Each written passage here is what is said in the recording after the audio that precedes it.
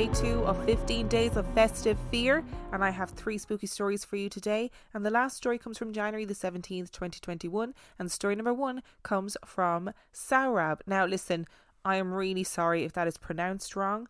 I googled how to pronounce it, I looked it up, I can't seem to get a definitive answer as to how to pronounce it, so I really apologise. When I was like 11 years old, I used to sleep with my grandmother. One night I was really tired and I slipped into the bed at around 11:45 p.m. At the time, I generally used to sleep on my back, but I was not able to sleep that night. There is a small lane between our house and our neighbour, and they used to have their tube lights on all night.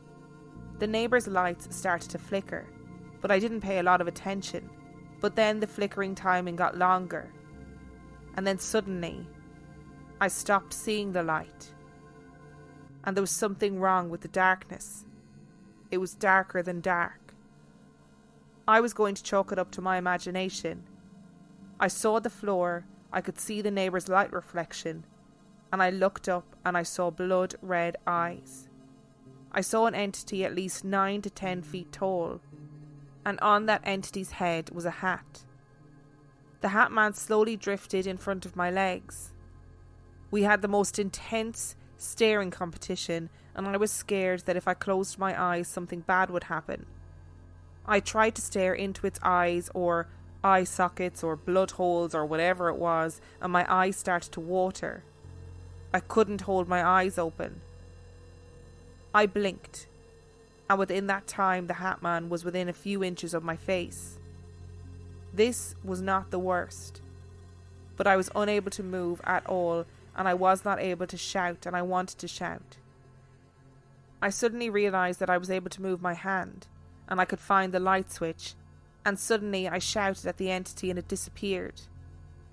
As I live with my family, all of my family members came to the room to ask what happened. I told my mum what happened, but she didn't believe me. She said that I'd been sleeping for quite some time, just more than 3 hours. I looked up the time and saw it was around 3:30 a.m. I couldn't understand how this could be possible. I just went to sleep. How could 3 hours have passed? I wasn't able to understand. This was something I could easily have chalked up to sleep paralysis. It left me with nightmares for days, and I was not able to sleep. Even now that I write this story, I still have chills down my spine. This was my first and last encounter with the Hat Man. My second story happened around 2 or 3 years after my previous encounter, and it was the most horrific encounter to date. Since the last time, I decided to have a small light. So this night, it was in the same room and I was sleeping on my bed. Even now, still, I slept on my back with my hands on my stomach. I felt a ticklish feeling on my hand. All of a sudden, my chest became tighter and I couldn't breathe, as if someone was burning a hole in my chest. It was like someone was shoving hot iron bars right through my chest. It was absolutely unbearable. I opened my eyes and saw an old lady with almost broken skin, like an old painting, sitting on my chest, hunched over, with her face a few inches away from my face. I still remember all the details of her face. All white eyes, a crooked nose with long, crooked but sharp teeth, and all of them were brown canines. I looked down and her fingernails were in my chest, right where the burning sensation was coming from. She was really heavy, and unlike the last time, I could move my legs, but my hands were locked. I wasn't able to lift or move them at all. Crying in pain, I wasn't able to move my upper body. I literally ended up rolling off my bed with a loud thud, and my mother came into the room, switched on the lights and found me on the floor. I thought it was the worst nightmare. But the next day, there were marks on my chest where her thumbs were. There were bruises, as if the skin had been darkened. I again wasn't able to sleep for days. I did confide in my mother, and my mother took me to a temple. After days, I slept for more than 11 hours and I never had another incident. I know that some people don't enjoy stories that take place at night time because they sort of say, oh, well, it's just a dream, so on. And while that might be so, while it might be sleep paralysis, I am curious to know as to why sleep paralysis always centres around an old hag or a man in the hat. What is it? What is it about those two figures that frighten us so much as humans? Why are they so universal? I just would love to know. I would love to know. Today's episode is brought to you by ZocDoc. Hello. Do you like scary movies? Yeah, that's kind of my whole shtick. Do you like spending hours scrolling on TikTok and diagnosing yourself with various medical conditions as a result? You've been watching me. I am here to tell you something, so listen closely. ZocDoc is the only free app that lets you find and book doctors who are patient reviewed, take your insurance, are available when you need them, and treat almost every condition under the sun. Okay, right. I'm confused. Is this not meant to be more murdery? More stabby? Yeah, I actually think I've gotten a bit of a bad rep, to be honest. And I'm trying a new approach, more helpful, more human. Wow, weird. But I'm listening. Surprise twists may work for horror movies, but not for medical care. With ZocDoc, there is no alarm and no surprises. Choose from thousands of patient-reviewed doctors and specialists, browse doctor profiles, upload and verify your insurance information, and get the care you need. I hear what you are saying, but this might be the weirdest thing that's ever happened to me. Go to ZocDoc.com/ghost and download the ZocDoc app for free. Then find and book a top-rated doctor today. Many are available within 24 hours. That's ZocDoc.com/ghost. And story number 2 comes from Ashley. I live in the United States, in Minnesota. My mom and I both have pretty stressful jobs, and the pandemic had been getting us down, so we decided to go on a weekend getaway to relax. We travelled north to a city called Breezy Point to see fall colours and go hiking. On a cloudy Saturday afternoon, we found a state park on a map that we decided to go and check out. The problem was, I'm a millennial and horrible with directions. We ended up driving a whole hour away from our planned destination as it started to rain. We decided to stop along the road and find a Plan B park instead. We found a tourist information building and started looking for nearby parks. My mom found an article about a park that had been completed a few years back called Milford Mine Memorial Park. It was only a short drive away, and the article had a picture of a beautiful boardwalk, so we decided to give it a shot. As we drove to the park, my mom started reading the article aloud to me. She likes to read about the history and significance of places.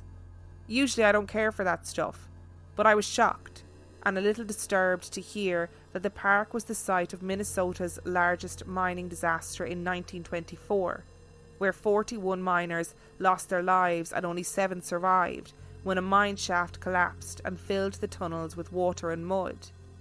It was a really awful story.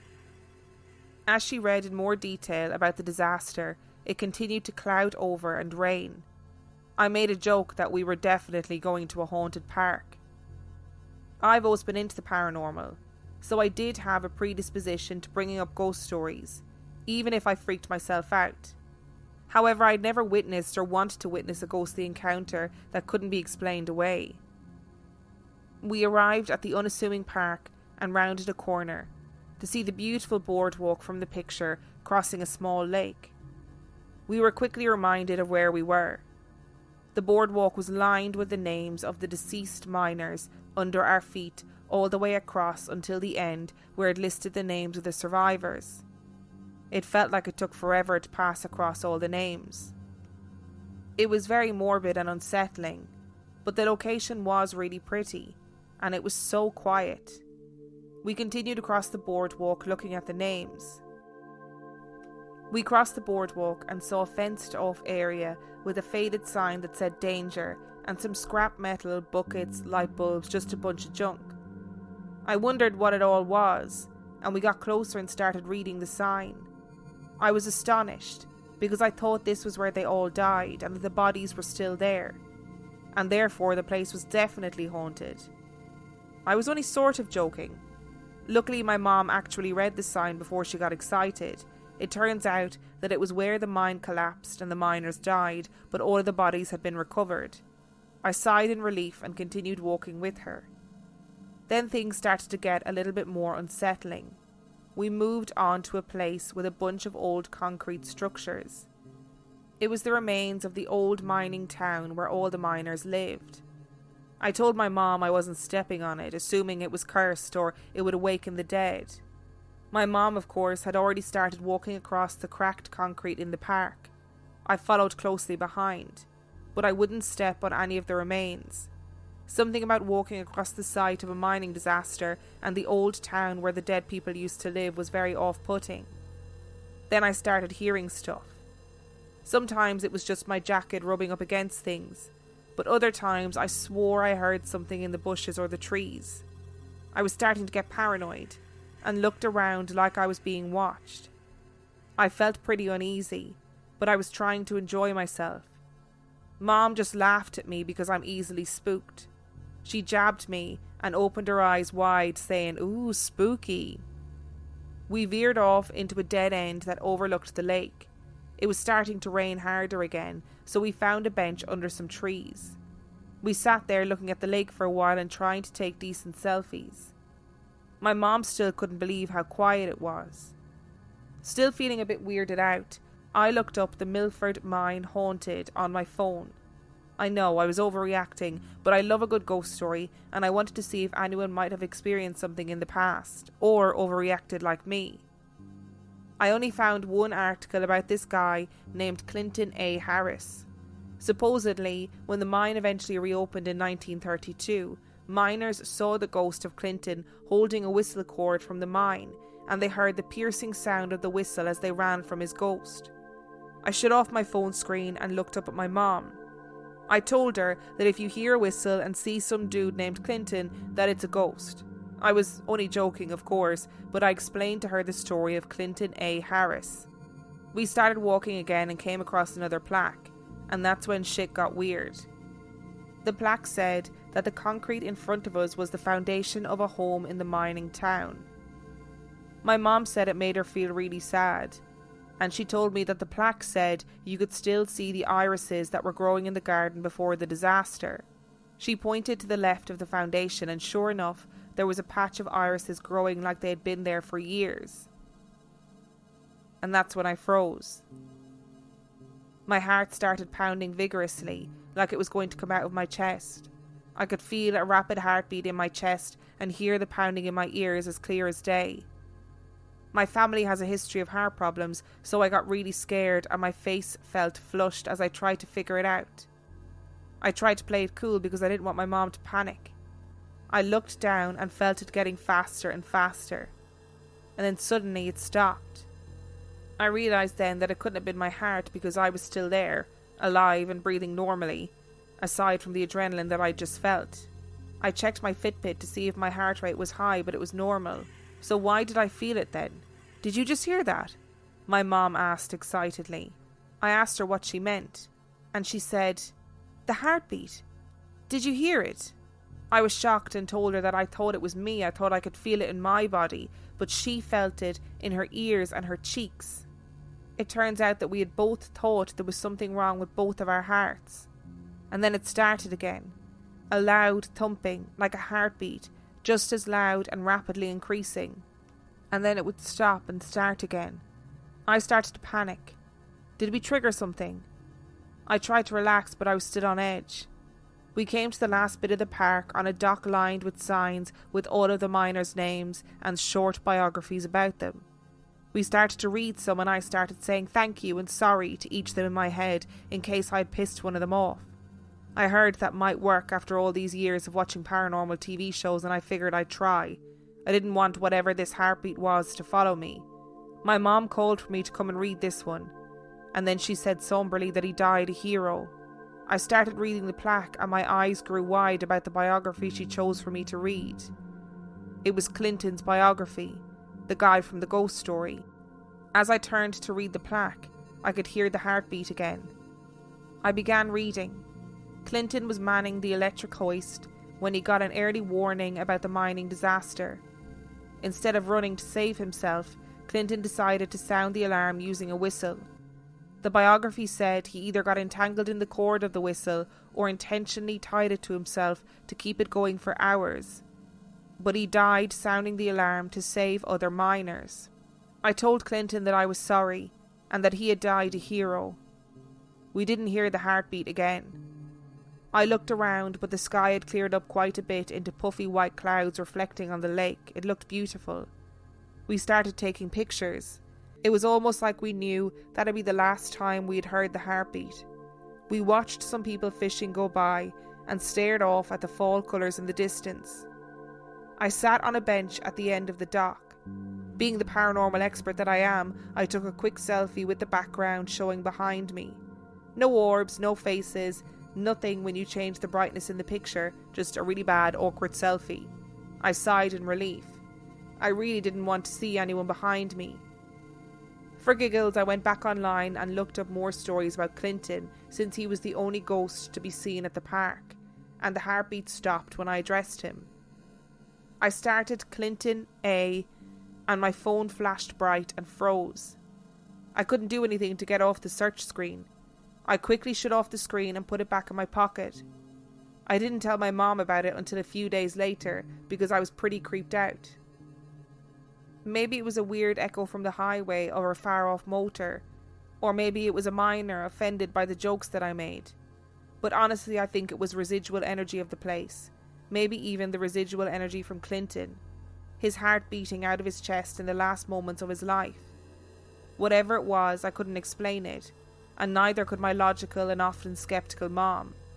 We both heard it, and felt it in our bodies. We'll always remember it as our ghost experience together. While it freaked me out, I never felt threatened by it. I'm actually really thankful that it happened. With this bizarre experience forcing me to learn the tragic stories of these miners, some heroes, I now have my own story to tell for the rest of my life. My first ghost story. Okay, that is really weird. That is a very strange story. Maybe it was. Maybe this miner died saving a load of other people, whether accidentally or on purpose. That's kind of irrelevant. The fact of the matter is that he died saving lots of other miners. And maybe he does want his story to be told. Maybe he does want people to listen up and read his plaque and recognise that he was a hero. I mean, I would want, to be honest, if I died saving other people, unlikely that I would die in a mine saving other people, but if that did happen, I would want everyone to know about it. I would want everyone to know that I was a hero, because I'm very selfish like that, but it's just the truth. And story number 3 comes from Brian. When I was younger, about 3 or 4 years old, my mother, her boyfriend at the time, and I lived in a small 1-bedroom apartment. I have this distinct memory of me waking up early, opening the room door, and seeing a small, dark silhouette in the shape of a small boy running into the hallway and running towards the back door. And the only logical thing a 4-year-old can do is run after it, right? So I did.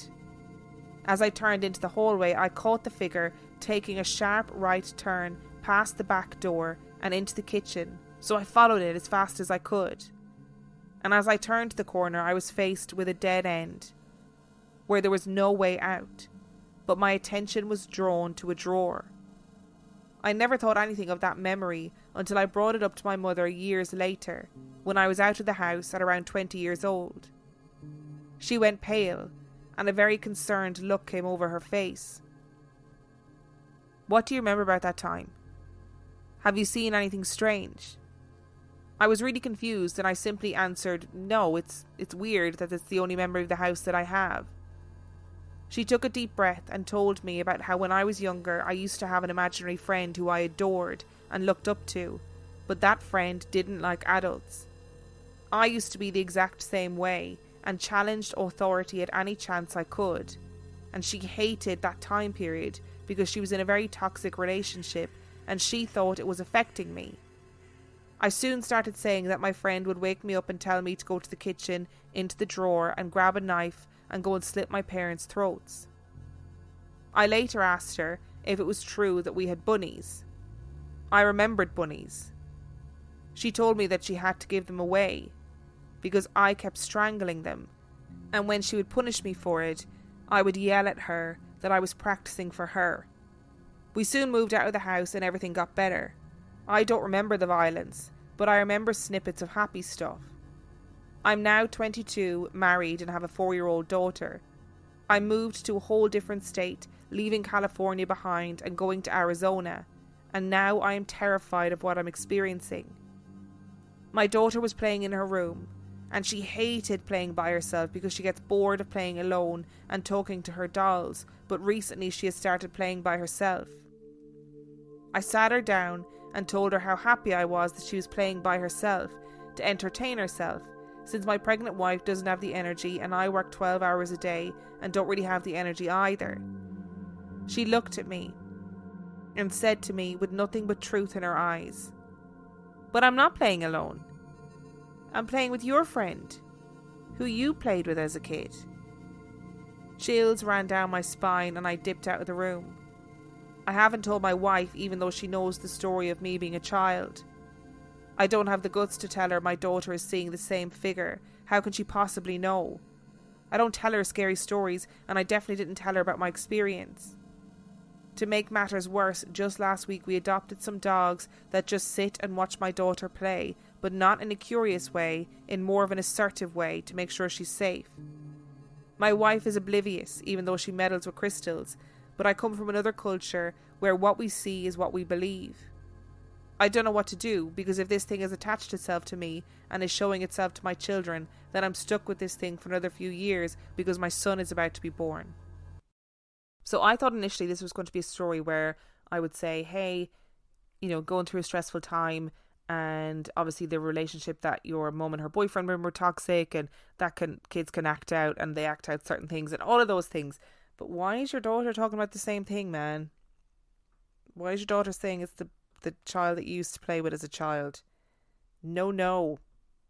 I think it was only a couple of episodes ago where I said that all children could benefit from just a small bit of exorcism. I'm joking, obviously, but it does sound pretty scary. Thank you so much for Sarab, Ashley and Brian for sending in your stories. If you would like to send in your story, you can do so by emailing it to reallifeghoststoriespodcast@gmail.com. You can also check out our website, reallifeghoststoriespodcast.com. And on that note, I shall see you tomorrow.